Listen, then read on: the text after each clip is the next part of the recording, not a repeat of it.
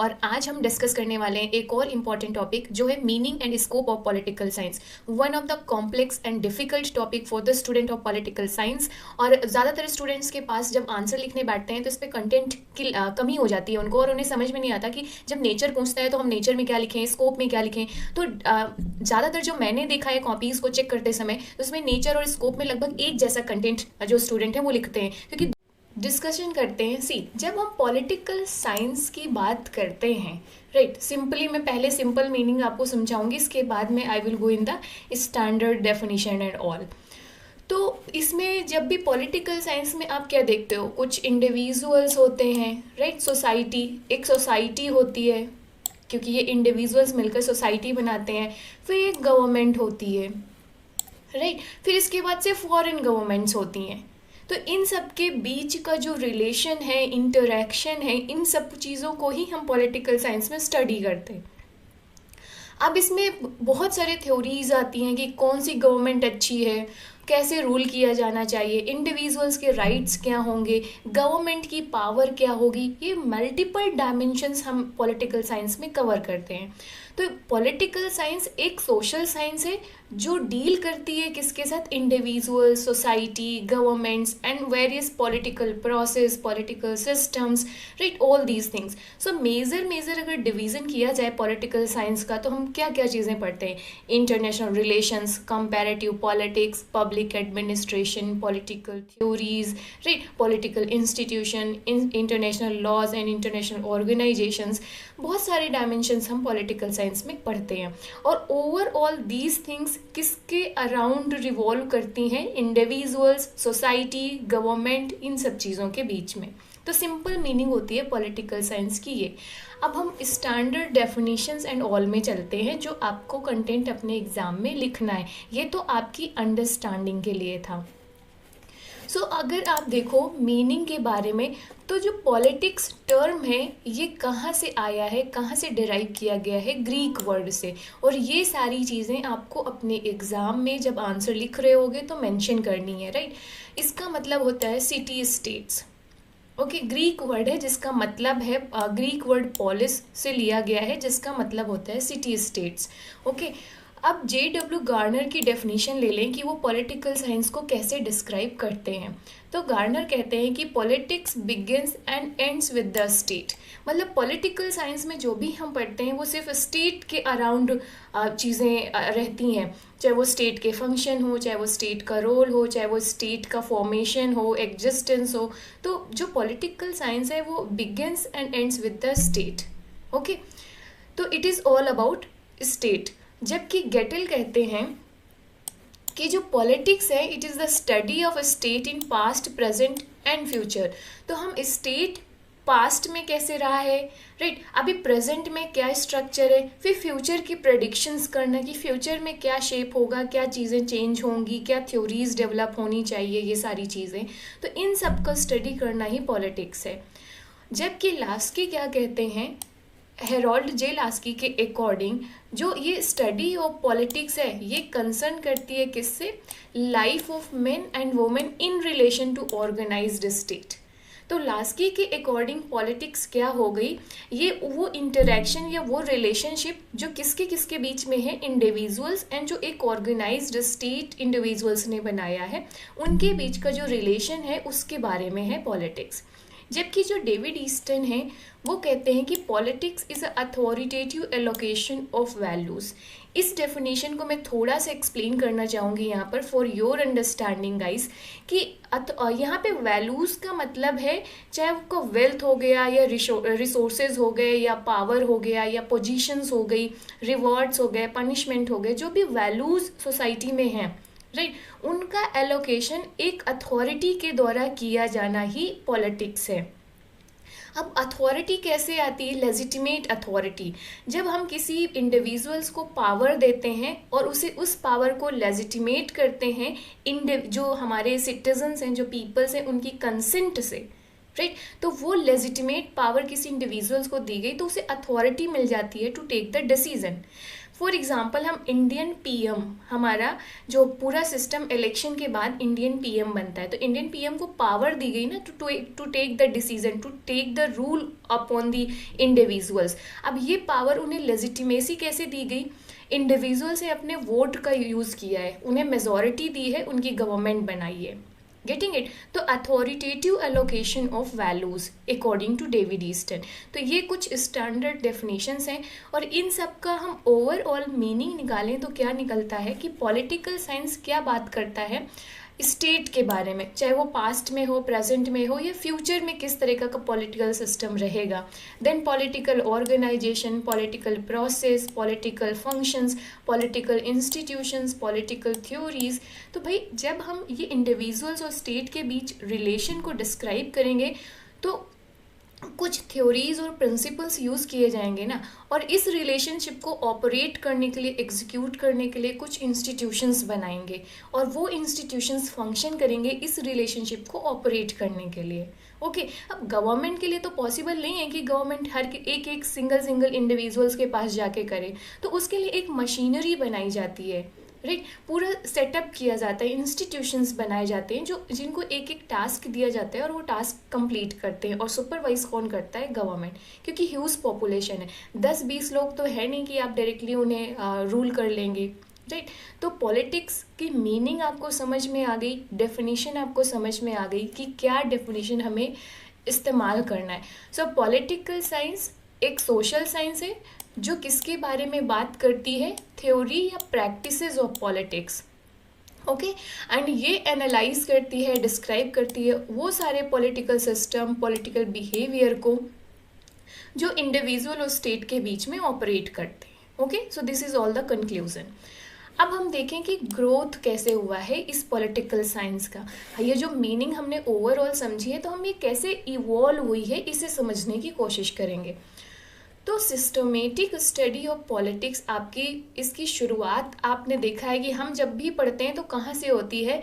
जो western countries हैं वहाँ पे हम प्लेटो पढ़ते हैं, एरिस्टोटल पढ़ते हैं, सॉक्रेट्स पढ़ते हैं, वहाँ से आती है। फिर एक्विनास पढ़ते हैं, फिर Machiavelli, Bentham, Hobbes, Locke, Rousseau, ये सारे थिंकर्स आपने शायद नाम सुने होंगे। अगर नहीं सुने हैं तो आप जब वेस्टर्न पॉलिटिकल थॉट पढ़ोगे तो उसमें ज़रूर पढ़ोगे इन सब चीज़ों को। अगर इंडिया के कॉन्टेक्स्ट पे बात करें तो इंडिया में आपने देखा होगा कि क्या चीज़ें रहती हैं। आपने कौटिल्य का नाम सुना होगा, उनकी पॉपुलर बुक है अर्थशास्त्र, जिसमें पॉलिटिकल थ्योरीज, सिस्टम, मंडल थ्योरी या सप्तांग थ्योरी, इन सब के बारे में आपको नॉलेज मिलती है। फिर मनु हो गया आपको। इसके बाद से आप महाभारत में शांति पर्व है जो गवर्नेंस की बात करते हैं। इस तरीके की चीज़ें आप इंडियन कॉन्टेक्स्ट पे पढ़ोगे। फिर धीरे धीरे आप देखोगे कि इंडिया में फिर मॉडर्न टाइम पे गांधी, अंबेडकर, राइट, एम.एन. रॉय, तो बहुत सारे थिंकर्स आते हैं मॉडर्न टाइम पे। तो ये जो इवोल्यूशन रहा है, जो ग्रोथ रही है पॉलिटिकल साइंस की, इसको समझते हैं कि कैसे डिफरेंट रहा है। तो पॉलिटिक्स हमने देख लिया कि ग्रीक टाइम पे जो 4th सेंचुरी बीसी के आसपास शुरुआत होती है, जहाँ से प्लेटो एंड एरिस्टोटल ने इसको कॉम्प्रिहेंसिव मैनर में डिस्क्राइब करना, स्टडी करना शुरू किया कि स्टेट क्या है, गवर्नमेंट क्या है, ड्यूटीज़, जस्टिस क्या है, ये सारी चीज़ें। प्लेटो और एरिस्टोटल की कुछ इम्पॉर्टेंट बुक्स हैं जो आप मेंशन करना अपने जब आंसर लिख रहे होगे। इससे क्या होगी? आपके आंसर की क्वालिटी इन्हेंस होगी। एरिस्टोटल पॉलिटिक्स को कहते हैं master science. And ancient Greek में, जब ये जो ग्रीक टाइम है जिसमें हम प्लेटो और एरिस्टोटल की बात कर रहे हैं, जिसमें पॉलिटिकल साइंस को मास्टर साइंस कंसीडर किया जा रहा है, तो यहाँ पर पॉलिटिक्स को mainly ethical point of view से देखा जाता था। मतलब जो स्टेट और इंडिविजुअल्स के बीच का जो रिलेशनशिप था ना, जो हम पढ़ते हैं पॉलिटिकल साइंस में, ये एथिकल पर्सपेक्टिव से बात की जाती थी, एक्सप्लेन की जाती थी।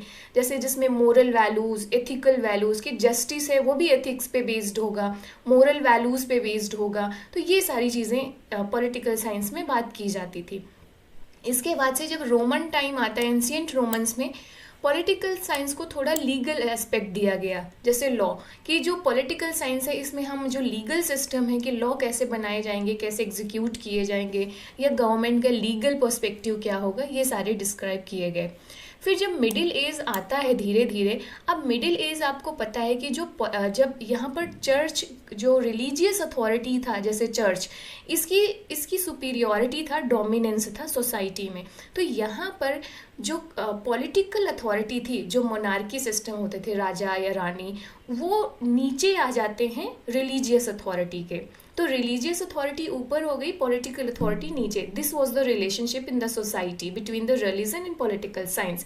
तो पॉलिटिकल साइंस ब्रांच बन जाती है रिलीजियस ऑर्डर की। फिर जो चर्च कहेगा कि ये सही है, ऐसे रूल किया जाना चाहिए, वही अब पॉलिटिकल अथॉरिटी को कंसीडर करना पड़ेगा, मानना पड़ेगा। तो ये चीज़ें हो रही थी। तो यहाँ पर मिडिवल एज में आप थॉमस एक्विनास को पढ़ोगे एज अ पॉलिटिकल थिंकर। इनके पॉइंट ऑफ व्यू बहुत ज़रूरी है। तो यहीं से फिर शुरुआत होगी धीरे धीरे मॉडर्न टाइम की, जहाँ पर पॉलिटिकल साइंस को सेकुलर डिसिप्लिन इस्टेब्लिश किया जाएगा, मतलब रिलीजन से सेपरेट किया जाएगा, एथिक्स से सेपरेट किया जाएगा और एक इंडिपेंडेंट डिसिप्लिन बनाने की बात की जाएगी।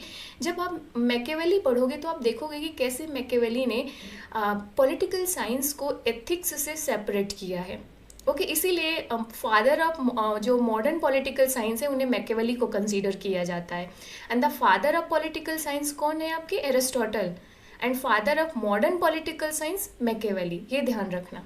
ओके, तो मेडिवल एज का थोड़ा समझ में आया। फिर धीरे धीरे जैसे वेस्टफेलियन ट्रिटी होती है आपकी, फिर इसके बाद धीरे धीरे नेशन स्टेट का जो डेफिनेशन है वो स्टैब्लिश होता है, जिसमें सवरैनिटी का कॉन्सेप्ट आता है, राइट, सेकुलरिज्म का कॉन्सेप्ट आएगा धीरे धीरे। तो यहाँ पर जो पॉलिटिकल अथॉरिटी है वो अपनी जो डोमिनेंस या अपना अलग ज्यूरिडिक्शन इस्टेब्लिश करने की कोशिश करेंगे, किससे? जो रिलीजियस अथॉरिटी है। ओके, फिर इंडस्ट्रियल रिवॉल्यूशन होगा, आप देखोगे तो यहाँ पर आप देखोगे कि जो स्टेट है उसका रोल लिमिट किया जाएगा कहाँ तक? Maintenance of the law and order. इसे पुलिस स्टेट कहते हैं। जब आप लिबरलिज्म की आइडियोलॉजी पढ़ेंगे तब आप देखेंगे कि किस तरीके से कैपिटलिस्ट सोसाइटी में जो स्टेट है उसको बोला गया कि सिर्फ आपका काम क्या है? सुपरविजन का। आपका काम क्या है? लॉ एंड ऑर्डर मेंटेन रखना सोसाइटी में। बाकी आप इंडिविजुअल के जो लिबर्टी एंड फ्रीडम है उस पर इंटरफेयर नहीं करेंगे। ओके, तो इस तरीके से धीरे धीरे जब टाइम आगे बढ़ता है, इंडस्ट्रियल रिवॉल्यूशन होती है, मॉडर्न एरा आता है, इसी तरीके से नए स्कॉलर्स आएंगे। तो आपके जो मैकियावेली हैं ये इस्टेब्लिश करते हैं जो पॉलिटिकल साइंस है उसको एक सेपरेट डिसिप्लिन के रूप में, किससे? एथिक्स से।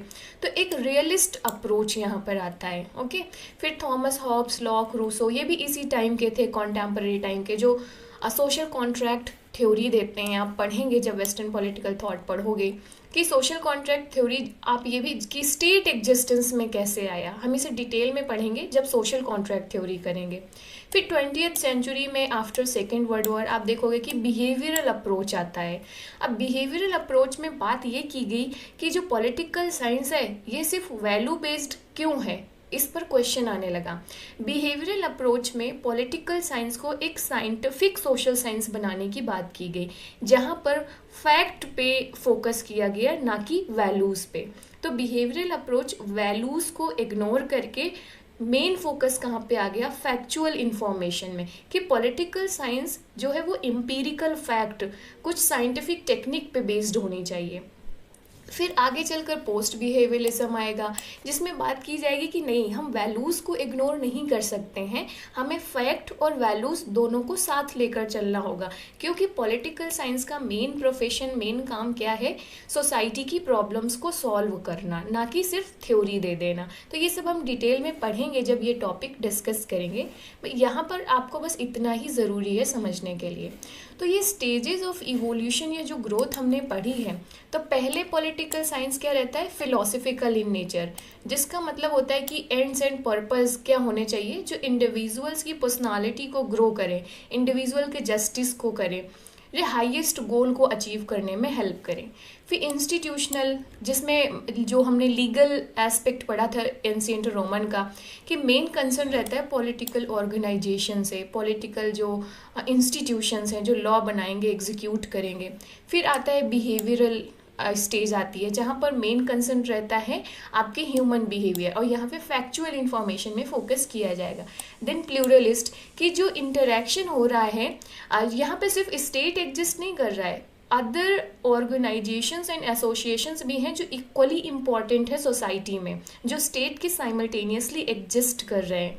देन स्ट्रक्चरल कि कनेक्शंस क्या है बिटवीन इंडिविजुअल एंड कम्युनिटी। फिर डेवलपमेंटल कि जो process of growth, industrialization change, ये मॉडर्न कॉन्सेप्ट आ जाएंगे। तो ये स्टेजेस हो गई, डिफरेंट स्टेजेस हो गई जो ग्रोथ हुई है पॉलिटिकल साइंस की। अब सबसे डिफिकल्ट या कॉम्प्लेक्स डायमेंशन हम डिस्कस करेंगे, that is what is the difference between political science and politics. तो पॉलिटिकल साइंस हमने अभी तक समझा ना कि ये क्या है, एक सोशल साइंस है जो डील करती है कुछ बेसिक फाउंडेशन प्रिंसिपल्स या फाउंडेशन जो थ्योरीज हैं किसकी, स्टेट की, कि स्टेट का सिस्टम कैसे होगा, स्टेट एग्जिस्टेंस में कैसे आया, या गवर्नमेंट के प्रिंसिपल्स क्या होंगे, क्या मैकेनिज्म्स होंगी रूल करने की, गवर्नेंस की, ये सारी चीज़ें पॉलिटिकल साइंस में हमने देखा कि स्टडी किया जाता है, राइट। तो पॉलिटिकल साइंस की सेवरल सब फील्ड्स भी हमने देखा कि जैसे political theory, public policy, national politics, international relation, human rights, comparative politics, environmental politics, public administrations, ये सारी चीज़ें हम, ये सब फील्ड हैं जो पॉलिटिकल साइंस में डिस्कस की जाती हैं। पॉलिटिक्स को माना जाता है कि पॉलिटिक्स क्या है, एक साइंस या आर्ट ऑफ ए गवर्नमेंट की, कि गवर्नमेंट को कैसे रन करना है। पॉलिटिकल साइंस में सब चीज़ें आ जाती हैं, लेकिन पॉलिटिक्स में सिर्फ पॉलिटिकल डायमेंशन आ रही है केवल, राइट। सो बहुत सारे स्कॉलर्स का कहना है कि पॉलिटिक्स क्या है, एक मेथड होता है, एक तरीके का निगोसिएशन या मेथड है, या एक तरीके की आर्ट है जिसके थ्रू पावर को कैप्चर किया जाना है। ओके जैसे कहते हैं ना, इंडिया में जब नेशनल पॉलिटिक्स चल रहा है, बहुत पॉलिटिक्स करने लगे हो तुम, पॉलिटिक्स करने लगे हो मतलब कि अच्छा आप ये देखने लगे, सेल्फिश होने लगे हो, या अपनी पोजीशन इंप्रूव कर रहे हो, ये सब चीज़ें होती हैं ना।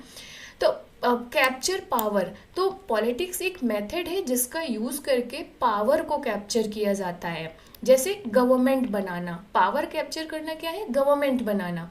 तो पॉलिटिक्स करके ही तो लोग गवर्नमेंट बनाते हैं ना, आप इलेक्शन जीतेंगे फिर गवर्नमेंट बनाएंगे, राइट। और उस पोजीशन, उस जो पावर है उस पर रहेंगे, रिटेन रहेंगे, मतलब अपनी पोजीशन इतनी स्ट्रांग रखेंगे पॉलिटिक्स करते करते कि उसको उस पोजीशन से हटाया ना जाए, गवर्नमेंट गिराई ना जाए, राइट। सो पॉलिटिक्स क्या है, एक पब्लिक अफेयर है, वो सारी एक्टिविटीज़ आती हैं जो गवर्नमेंट बनाने, पावर को कैप्चर करने, उस पावर में बने रहने से संबंधित है। ओके सो पॉलिटिक्स रिफर करता है उस process of actual happening in the society. मतलब पॉलिटिक्स में हम थ्योरी, इंस्टीट्यूशन, प्रिंसिपल्स की बात नहीं करते। पॉलिटिक्स क्या है, जो प्रैक्टिकली हो रहा है, जो एक्चुअल हैपनिंग हो रही है in the society related to government, power, right, rule, ये सब चीज़ों से। तो और गॉट इट। तो ये मतलब मुझे लग रहा है कि अभी मेजर डिफरेंस है जो आपको समझ में आ जाना चाहिए कि what is the difference between politics and political science. So nature of political science, next perspective देखते हैं। So nature of political science में गाइस, अब देखो नेचर और जब स्कोप लिखने को आएगा ना आपको, तो नेचर में ये बताओगे कि पॉलिटिकल साइंस एक्चुअली है क्या, डिफाइन करेंगे उसका। जबकि जब स्कोप में बात करोगे तो आप उसमें ये बात करोगे कि पॉलिटिकल साइंस का सब्जेक्ट मैटर क्या है, हम क्या क्या चीज़ें स्टडी करते हैं पॉलिटिकल साइंस में। ओके तो जब नेचर की बात की जाती है तो दो क्वेश्चन आते हैं कि जो आपकी पॉलिटिकल साइंस है ये आर्ट माना जाए इसे या साइंस माना जाए। तो पॉलिटिकल साइंस का जो एग्जैक्ट नेचर है उसमें कोई कंसेंसस नहीं बन पाया है, सहमति नहीं बन पाई है, क्योंकि हर स्कॉलर्स ने इसको अपने तरीके से डिफाइन किया है, अपनी तरीके की मेथडोलॉजी, टर्मिनोलॉजी यूज़ करते हैं। डेफिनेशंस में हमने देखा कि कितनी डाइवर्सिटी है। तो आप देखोगे कि पॉलिटिकल साइंस को नेचुरल साइंस के तरीके कोई यूनिवर्सल डेफिनेशन नहीं है पॉलिटिकल साइंस की, ना ही कोई यूनिवर्सल नेचर है और ना ही यूनिवर्सल प्रिंसिपल्स हैं, राइट। यूनिवर्सल प्रिंसिपल्स क्यों नहीं है, क्योंकि अब जैसे फॉर एग्जांपल, एक एग्जांपल बहुत ज़्यादा इस्तेमाल किया जाता है, मैं यहाँ पर डिस्कस करूँगी। जैसे मान लीजिए वोटिंग, ओके अब वोटिंग बिहेवियर आप देखो, वेस्टर्न सोसाइटीज़ और इंडिया का हम एग्जांपल लेंगे तो ताकि आपकी बेटर अंडरस्टैंडिंग हो पाए। जब वोट देने की बात आती है ना, तो इंडिया में और वेस्टर्न सोसाइटीज़ में क्या फैक्टर इन्फ्लुएंस करते हैं वोटिंग बिहेवियर को, इसका स्टडी किया जाना है, राइट। तो आपको कोई यूनिवर्सल स्टैंडर्ड फैक्टर्स हो सकते हैं कि नहीं ये फैक्टर्स हैं जो इम्पैक्ट करते हैं वोटिंग बिहेवियर का, नहीं हो सकता ना, क्योंकि इंडिया में देखो क्या है, कास्ट सिस्टम है, जबकि वर्ल्ड में कास्ट सिस्टम नहीं होता है। हो सकता है वहाँ पे क्लास सिस्टम हो, क्लास डिवीज़न हो सकता है, रिच हो सकता है, पुअर हो सकता है। इंडिया में क्या है, क्लास डिवीज़न तो है ही रिच एंड पुअर का, बट कास्ट सिस्टम भी है, कास्ट डिवीज़न भी है, lower caste, upper caste, general, OBC, SC, ST, बहुत सारे डिवीज़न हैं।